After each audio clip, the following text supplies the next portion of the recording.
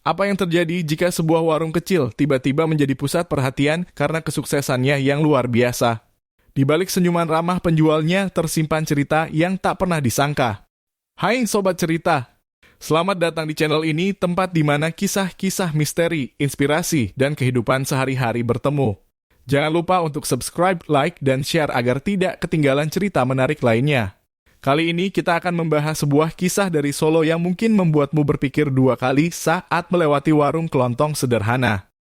Pak Mahfud dan Bu Rahayu adalah pasangan sederhana dari Madura yang memutuskan untuk merantau ke Solo demi mengadu nasib. Seperti kebanyakan orang Madura lainnya, mereka dikenal sebagai pekerja keras, pantang menyerah, dan ulet. Setelah bertahun-tahun bekerja serabutan di berbagai tempat, dari menjadi buruh pabrik hingga penjaga toko, mereka sepakat untuk membuka usaha sendiri. Warung kelontong kecil di sudut gang sempit menjadi pilihan mereka. Lokasinya memang jauh dari strategis, tetapi itu adalah satu-satunya tempat yang mereka mampu sewa dengan tabungan hasil kerja bertahun-tahun. Awalnya, warung itu terlihat biasa saja. Bangunannya sederhana, berdinding kayu dengan atap seng yang sudah mulai berkarat. Di depan warung, sebuah papan kecil bertuliskan Warung Kelontong Rahayu menggantung dengan cat merah yang mulai pudar. Dagangan mereka pun tak jauh berbeda dari warung-warung lainnya di sekitar. Ada gula, kopi, mie instan, telur, minyak goreng, dan beberapa camilan ringan yang disusun rapi di rak kayu. Meski kecil, mereka merawatnya dengan penuh cinta. Setiap pagi, Bu Rahayu selalu menyapu halaman depan warung, sementara Pak Mahfud mengatur ulang dagangan di rak. Namun, kehidupan mereka tidaklah mudah. Setiap harinya, Bu Rahayu harus bangun pukul 3 pagi untuk pergi ke pasar tradisional membeli stok barang. Dengan tubuh ringkihnya, ia mengangkat tas belanja yang berat sambil sesekali menyeka keringat di dahinya. Yah, aku sudah pulang. Lihat, harga telur naik lagi, katanya pada Pak Mahfud suatu pagi. Pak Mahfud hanya mengangguk sambil menyeruput kopi hitamnya. Sabar, Bu. Yang penting kita terus usaha. Rezeki pasti ada jalannya, jawabnya sambil tersenyum kecil. Sayangnya, pelanggan yang datang ke warung mereka bisa dihitung dengan jari. Tetangga sekitar lebih memilih belanja di warung lain yang lebih besar dan lengkap. Hati Bu Rahayu seringkali terasa berat saat melihat dagangan mereka masih utuh di penghujung hari. Yah, gimana ini? Dagangan nggak laku-laku. Apa kita salah ambil barang ya? Keluhnya suatu malam sambil mengipasi diri dengan kain. Pak Mahfud menatap istrinya dengan tatapan penuh pengertian. Bu, jangan menyerah. Kita baru mulai. Namanya usaha, pasti butuh waktu, ujarnya dengan nada menenangkan. Namun, sesuatu yang aneh terjadi. Dalam waktu beberapa bulan, warung kecil itu mulai ramai. Pelanggan datang silih berganti, seolah-olah ada magnet yang menarik mereka ke sana. Anehnya, mereka nggak cuma beli 1-2 barang, tapi borong. Kayak ada yang beda, ya, bisik Mbak Santi, salah satu tetangga, kepada temannya di pos ronda. Bahkan, tetangga yang biasanya jarang keluar rumah tiba-tiba terlihat sering berbelanja di warung Bu Rahayu. Bu, mie instan 5 bungkus sama gula sekilo, ya, kata seorang pelanggan sambil menyerahkan uang. Iya, Bu, tunggu sebentar ya, jawab Bu Rahayu dengan senyumnya yang ramah. Setiap malam, Bu Rahayu menghitung uang hasil jualan mereka dengan mata berbinar-binar. Yah, lihat ini. Kita enggak pernah dapat sebanyak ini sebelumnya. Katanya, sambil menunjukkan tumpukan uang receh dan lembaran. Pak Mahfud mengangguk, tetapi ada sesuatu dalam matanya yang tampak mengganjal. Alhamdulillah, Bu. Tapi kita harus hati-hati. Jangan sampai terlena, ucapnya pelan.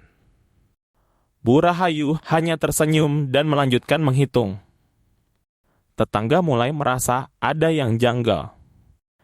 Mereka bertanya-tanya bagaimana warung kecil itu bisa berkembang begitu pesat, sementara warung lainnya justru sepi. Mereka jualannya biasa aja, kok bisa seramai itu ya? Tanya Pak Tono, pemilik warung di ujung gang.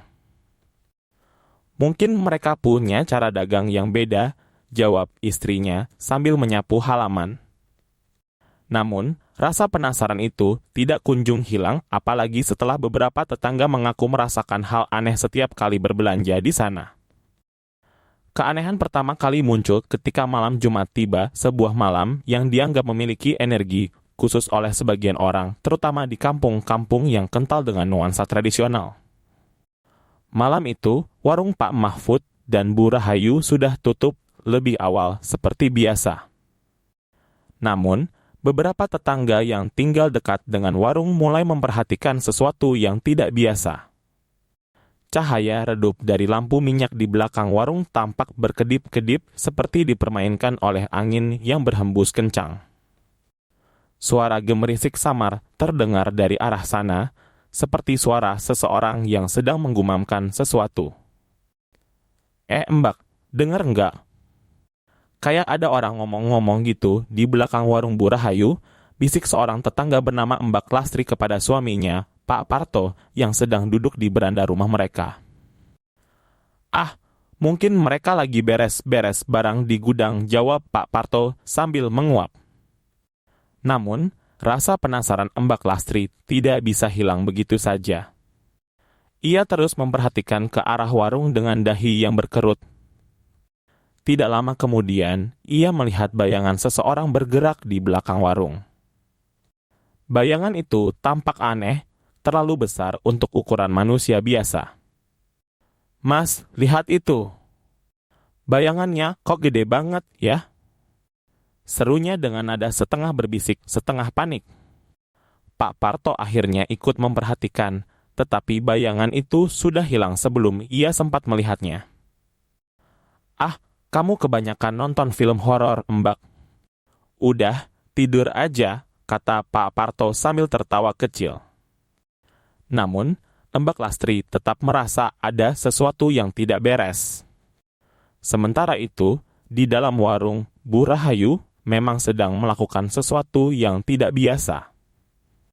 Dengan membawa sebuah baskom penuh air, ia berjalan ke belakang warung sambil menggenggam selembar kain putih kecil yang dilipat rapi. Di atas kain itu terdapat beberapa benda yang sulit dikenali, termasuk sebutir telur, segenggam beras, dan sebuah benda kecil berwarna hitam yang menyerupai batu. Wajah Bu Rahayu tampak tegang, dan ia terus menggumamkan sesuatu dengan suara pelan. Ya, saya turuti semua syaratnya. Saya hanya ingin warung ini terus ramai, supaya keluarga saya tidak kekurangan, katanya sambil menatap baskom air dengan tatapan kosong. Di sudut lain warung, Pak Mahfud duduk termenung sambil menatap lantai. Ia tidak berani melihat langsung apa yang sedang dilakukan istrinya, meskipun ia tahu betul apa yang terjadi. Sebulan sebelumnya, seorang pria asing yang tidak dikenalnya datang ke warung mereka. Pria itu berpakaian serba hitam dan membawa tongkat kayu kecil. Ia berbicara dengan nada yang pelan namun penuh wibawa. Rezeki bisa dibuka dengan berbagai cara, Pak. Kalau mau, saya bisa bantu, katanya sambil tersenyum tipis. Awalnya, Pak Mahfud tidak menanggapi serius ucapan pria itu. Namun, setelah pria tersebut menyebutkan beberapa hal tentang keluarganya yang tidak mungkin diketahui orang asing, ia mulai merasa curiga. Bapak tahu dari mana soal anak saya yang sakit di kampung? Tanya Pak Mahfud dengan nada bergetar. Pria itu hanya tersenyum dan berkata, saya tahu lebih banyak dari yang Bapak kira. Sejak malam itu, kehidupan mereka mulai berubah. Pria asing itu memberikan beberapa syarat yang harus dilakukan jika mereka ingin warungnya terus ramai. Salah satunya adalah ritual malam Jumat yang sedang dilakukan Bu Rahayu saat itu. Bu, Apa nggak sebaiknya kita berhenti aja? Saya takut, Bu. Ini semua terasa salah, kata Pak Mahfud dengan suara pelan, hampir seperti bisikan. Bu Rahayu menoleh ke arahnya dengan mata yang berkaca-kaca. Yah, saya juga takut. Tapi kita mau gimana lagi? Kalau warung ini sepi lagi, kita makan apa? Jawabnya sambil menahan tangis. Keanehan-keanehan mulai terasa tidak hanya oleh mereka, tetapi juga oleh para pelanggan dan tetangga. Mbak Santi, salah satu pelanggan tetap, pernah bercerita kepada teman-temannya bahwa ia merasa ada sesuatu yang aneh setiap kali berbelanja di sana. Aku pernah belanja malam-malam kan. Pas lagi nunggu kembalian, aku lihat ada bayangan gede di pojokan warung. Tapi pas aku tengok lagi, nggak ada apa-apa, katanya dengan nada serius. Cerita itu menyebar dengan cepat, dan tidak lama kemudian, warung Bu Rahayu mulai menjadi bahan perbincangan di lingkungan sekitar. Kamu dengar nggak? Katanya warung itu pakai pesugihan, loh, bisik salah satu tetangga kepada yang lain saat mereka sedang berkumpul di pos ronda. Serius? Tapi kok mereka kelihatan biasa aja ya? Balas yang lain dengan nada ragu. Meskipun banyak yang penasaran, tidak ada yang berani langsung menanyakan hal itu kepada Bu Rahayu atau Pak Mahfud. Mereka hanya bisa berbisik-bisik di belakang, sementara keanehan-keanehan di warung itu terus berlanjut. Keputusan Bu Rahayu untuk mengungkapkan apa yang selama ini ia sembunyikan adalah puncak dari pergolakan batin yang telah berlangsung lama. Malam itu, suasana terasa mencekam. Lampu di dalam rumah mereka berkedip-kedip seakan enggan untuk menyala dengan terang. Di sudut ruangan, Pak Mahfud duduk dengan tubuh yang membungkuk, tangannya memegang segelas teh yang sudah dingin, namun tak sedikit pun ia minum. Wajahnya kusut, penuh dengan kelelahan yang bukan hanya fisik, melainkan juga mental. Ia sudah tidak bisa lagi menyembunyikan perasaannya, tetapi tidak tahu bagaimana cara mengungkapkannya. Di depannya, Bu Rahayu duduk dengan mata yang sembab. Ia tidak pernah terlihat sekacau itu sebelumnya. Sejak ritual-ritual itu dimulai, hidup mereka memang berubah drastis. Warung yang dulu sepi kini selalu ramai oleh pelanggan. Tidak peduli pagi, siang, atau malam, selalu ada orang yang datang berbelanja. Hasil penjualan meningkat berkali-kali lipat dan mereka mulai bisa membeli barang-barang yang dulu hanya ada dalam angan-angan. Sepeda motor baru untuk mengantar barang dagangan, kulkas kecil untuk menyimpan minuman, bahkan televisi untuk hiburan di rumah mereka yang sederhana. Bu, alhamdulillah ya. Rezeki kita makin lancar, ucap Pak Mahfud suatu malam saat mereka sedang menonton televisi bersama. Bu Rahayu hanya mengangguk kecil sambil tersenyum. Namun, di balik senyum itu, hatinya terasa berat. Awalnya, Bu Rahayu merasa semua ini adalah jawaban dari doa-doanya selama ini. Ia percaya bahwa kerja keras mereka akhirnya membuahkan hasil. Tetapi, semakin lama, semakin banyak keanehan yang ia rasakan. Salah satunya adalah mimpi-mimpi aneh yang terus menghantuinya.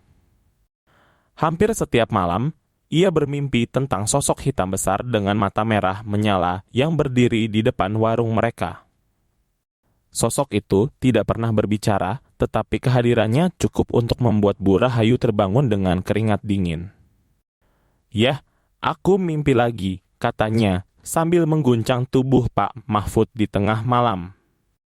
Pak Mahfud hanya mengangguk kecil tanpa berkata apa-apa, karena ia sendiri juga sering bermimpi serupa. Keanehan itu tidak hanya terjadi dalam mimpi. Banyak pelanggan yang mulai bercerita tentang hal-hal aneh yang mereka alami di warung tersebut. Bu, saya pernah belanja malam-malam di warung situ, kok rasanya kayak ada yang ngeliatin dari belakang, ya? Kata Mbak Santi kepada salah satu tetangga. Iya, Aku juga pernah dengar suara-suara aneh pas lagi milih barang. Padahal cuma aku sama Bu Rahayu yang ada di situ, tambah yang lain. Cerita-cerita ini semakin lama semakin banyak, hingga akhirnya membuat warga di sekitar warung mulai merasa takut. Ketika Ustadz Fadli datang berkunjung malam itu, suasana menjadi semakin tegang. Ia adalah seorang ustadz muda yang sering membantu warga di lingkungan tersebut, terutama dalam hal-hal yang berkaitan dengan agama dan kehidupan sehari-hari. Dengan langkah mantap, ia mengetuk pintu rumah Pak Mahfud. "Assalamualaikum," sapanya dengan suara lembut namun tegas. Pak Mahfud yang membukakan pintu tampak gugup, tetapi berusaha menyembunyikannya. "Waalaikumsalam, silahkan masuk Ustadz," jawabnya sambil mempersilahkan tamunya duduk. Setelah berbasa-basi sejenak, Ustadz Fadli mulai berbicara dengan nada yang serius namun tetap lembut. "Pak Mahfud, Bu Rahayu, saya tidak ingin menyudutkan siapapun di sini. Tetapi, akhir-akhir ini saya mendengar banyak cerita dari warga tentang warung Bapak dan Ibu. Dan saya pikir, mungkin ada baiknya jika kita membicarakan ini dengan jujur," katanya sambil menatap kedua pasangan itu. Mendengar ucapan tersebut, Bu Rahayu tidak bisa lagi menahan air matanya. Ia menangis terseduh-seduh, suaranya pecah dalam keheningan malam. "Ustadz, saya salah. Saya nggak tahu harus gimana lagi," katanya sambil menutupi wajahnya dengan kedua tangan. Pak Mahfud hanya bisa diam menundukkan kepala dalam-dalam. "Bu, apa yang sebenarnya terjadi?" tanya Ustadz Fadli dengan nada penuh empati. Dengan suara yang bergetar, Bu Rahayu mulai menceritakan semuanya. Ia bercerita tentang pertemuan dengan pria asing yang memberikan mereka bantuan untuk membuat warung mereka ramai. Ia juga menceritakan tentang ritual-ritual yang harus ia lakukan setiap malam Jumat serta mimpi-mimpi buruk yang terus menghantuinya. "Saya cuma ingin anak-anak saya tidak kelaparan, Ustadz. Saya nggak pernah berpikir semua ini akan jadi seperti ini," katanya sambil terisak. Pengakuan itu membuat Ustadz Fadli termenung sejenak. Ia tahu bahwa ini bukan masalah yang sederhana, tetapi ia juga tahu bahwa tidak ada masalah yang tidak bisa diselesaikan. "Bu, Pak, kita semua manusia yang tidak luput dari kesalahan. Yang terpenting sekarang adalah kita berusaha untuk memperbaiki semuanya. Saya akan membantu kalian sebisa saya," katanya dengan nada menenangkan. Sejak malam itu, hidup Pak Mahfud dan Bu Rahayu berubah. Dengan bimbingan Ustadz Fadli, mereka memutuskan untuk berhenti melakukan ritual tersebut meskipun mereka tahu konsekuensinya. Warung mereka mulai sepi lagi, tetapi hati mereka terasa lebih tenang. "Ya, meskipun kita harus mulai dari awal lagi, aku merasa ini lebih baik," kata Bu Rahayu sambil menggenggam tangan suaminya. Pak Mahfud hanya mengangguk, tetapi kali ini senyum kecil tersungging di wajahnya. Namun, kesepakatan dengan sesuatu itu mulai menuntut balas dengan cara yang semakin mencekam dan mengganggu ketenangan keluarga Pak Mahfud. Pada awalnya, tanda-tanda yang muncul terasa samar, seperti barang dagangan yang tiba-tiba berkurang tanpa jejak jelas. Tidak ada yang menyangka bahwa peristiwa tersebut hanyalah permulaan dari serangkaian kejadian aneh yang akan mengguncang kehidupan mereka. Setiap malam, ketika suasana mulai lengang dan warung sudah tutup, terdengar suara langkah-langkah samar dari belakang warung, seolah-olah ada seseorang yang mengendap-endap. Pak Mahfud, yang awalnya mengabaikan suara tersebut, mulai merasa resah dan gelisah. Kondisi fisiknya pun berangsur-angsur memburuk. Ia sering merasa pusing tanpa alasan yang jelas, disertai mimpi buruk yang terus berulang. Dalam mimpi-mimpinya, ia melihat bayangan hitam besar dengan mata merah menyala menatapnya tajam, membuatnya terbangun dengan keringat dingin dan napas tersengal. Bu Rahayu, yang menyadari kondisi suaminya semakin memburuk, mencoba menenangkan diri dengan terus berdoa, tetapi rasa bersalah dan ketakutan menghantuinya. Setiap kali ia menatap wajah suaminya yang pucat, pikirannya dipenuhi penyesalan atas keputusan yang telah diambilnya untuk melakukan ritual pesugihan. Suatu malam, ketika Bu Rahayu hendak menutup warung, ia melihat bayangan hitam di pojok ruangan. Ia terdiam, jantungnya berdegup kencang. Dengan tangan gemetar, ia mencoba menyalakan lampu, tetapi lampu tiba-tiba berkedip-kedip sebelum akhirnya padam. Dalam kegelapan itu, ia mendengar bisikan-bisikan halus yang membuat bulu kuduknya berdiri. Ketika lampu akhirnya menyala kembali, bayangan itu sudah lenyap, tetapi aroma busuk yang menusuk hidung tetap tertinggal di udara. Kejadian itu membuat Bu Rahayu tidak mampu menahan ketakutannya lagi. Ia menangis terseduh-seduh sambil memeluk suaminya, memohon ampun atas kesalahan yang telah diperbuatnya. Pak Mahfud, meskipun lemah, mencoba menenangkan istrinya dan memutuskan untuk meminta bantuan dari Ustadz Fadli, tokoh agama yang dihormati di kampung mereka. Ketika Ustadz Fadli datang ke rumah mereka, suasana langsung berubah menjadi hening dan berat. Dengan tatapan penuh pengertian, ia mendengarkan pengakuan Bu Rahayu yang menceritakan semua kejadian aneh yang mereka alami, termasuk ritual yang telah ia lakukan.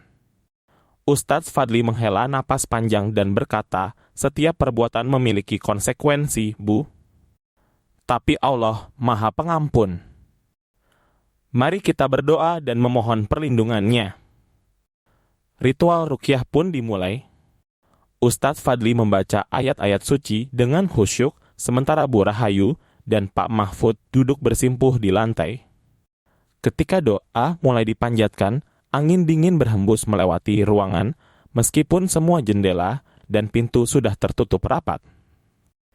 Suara-suara aneh mulai terdengar, desisan, bisikan, dan suara gemuruh yang seolah berasal dari dalam tanah. Bayangan hitam kembali muncul di sudut ruangan, kali ini dengan bentuk yang lebih jelas, tinggi, besar, dan bermata merah menyala. Bu Rahayu menjerit, tetapi Ustadz Fadli tetap melanjutkan doa dengan suara yang lebih lantang. Bayangan itu mulai bergerak gelisah, seakan tidak tahan dengan kekuatan doa yang dipanjatkan. Warung itu bergetar dan barang-barang di rak mulai jatuh satu persatu. Ustadz Fadli meminta semua orang untuk tetap fokus dan tidak membiarkan rasa takut menguasai mereka. Proses ruqyah berlangsung selama berjam-jam. Setiap kali Ustadz Fadli mengucapkan ayat tertentu, suara jeritan melengking terdengar dari sudut ruangan. Suara itu begitu menusuk, membuat beberapa warga yang ikut membantu menutup telinga mereka. Perlahan-lahan, suara itu mulai mereda dan bayangan hitam pun lenyap. Setelah ritual selesai, ruangan terasa lebih ringan, meskipun kelelahan tampak jelas di wajah semua orang yang hadir. Pak Mahfud dan Bu Rahayu menangis terisak-isak, berterima kasih kepada Ustadz Fadli dan warga yang telah membantu mereka melewati cobaan ini. Meski mereka tahu bahwa perjalanan mereka untuk memulai hidup baru akan sulit, mereka merasa lega karena telah membebaskan diri dari ikatan gelap yang selama ini membelenggu mereka. Warung mereka memang tidak lagi seramai dulu, tetapi mereka merasa lebih damai dan tentram. Pak Mahfud mulai kembali bekerja dengan semangat baru, sementara Bu Rahayu aktif mengikuti pengajian di masjid setempat. Kisah mereka menjadi pelajaran bagi warga sekitar bahwa rezeki yang halal dan berkah jauh lebih berharga daripada kekayaan yang diperoleh melalui cara-cara yang tidak benar. Meskipun trauma akan kejadian tersebut masih tersisa dalam ingatan mereka, Pak Mahfud dan Bu Rahayu berkomitmen untuk menjalani hidup dengan lebih baik. Mereka terus memperbaiki diri dan memperkuat iman mereka, yakin bahwa Allah tidak akan pernah meninggalkan hamba-Nya yang bertobat dengan tulus. Setiap malam sebelum tidur, mereka berdoa bersama, memohon perlindungan dari segala mara bahaya, dan mengucap syukur atas kesempatan kedua yang telah diberikan kepada mereka. Setelah berjuang melawan rasa takut dan bayang-bayang masa lalu yang mencekam, Bu Rahayu dan Pak Mahfud akhirnya memutuskan untuk meninggalkan pesugihan itu. Keputusan tersebut bukanlah hal yang mudah. Mereka menyadari bahwa melepaskan diri dari belenggu yang telah memberikan mereka kemakmuran semu berarti harus siap menghadapi konsekuensi yang sulit termasuk memulai segalanya dari nol. Malam ketika keputusan itu diambil, mereka duduk berdua di ruang tamu yang sederhana, ditemani cahaya lampu redup dan suara jangkrik dari luar rumah. Pak Mahfud memandang istrinya yang duduk dengan kepala tertunduk, air mata perlahan membasahi pipinya. "Bu, kita nggak bisa hidup begini terus," katanya dengan suara bergetar. "Aku nggak sanggup lihat kamu terus dihantui rasa takut. Lebih baik kita hidup susah tapi tenang." Bu Rahayu mengangguk pelan. Bagaimana mereka bisa bertahan tanpa pemasukan yang stabil? Bagaimana jika anak-anak mereka kelaparan? Namun ia melihat tekad di mata suaminya, tekad yang sama yang dulu membuatnya jatuh cinta pada lelaki itu. Dengan suara lirih, ia menjawab, "Aku ikut kamu, Mas. Kita serahkan semua pada Allah." Malam itu mereka berdua berdoa, memohon ampun dan perlindungan. Setiap kata yang diucapkan terasa berat namun penuh ketulusan. Keesokan harinya, langkah awal mereka untuk berubah dimulai. Pak Mahfud mulai membongkar rak-rak yang dulu menyimpan dagangan hasil pesugihan. Barang-barang yang mereka curigai terkait dengan ritual itu dibakar atau dibuang jauh dari rumah mereka. Proses ini bukan hanya fisik, tetapi juga emosional. Setiap barang yang dibuang seolah membawa beban yang dilepaskan dari hati mereka. Bu Rahayu merasakan dadanya lebih ringan meski sesekali rasa takut masih menyelip. Namun perubahan tidak serta-merta membawa ketenangan.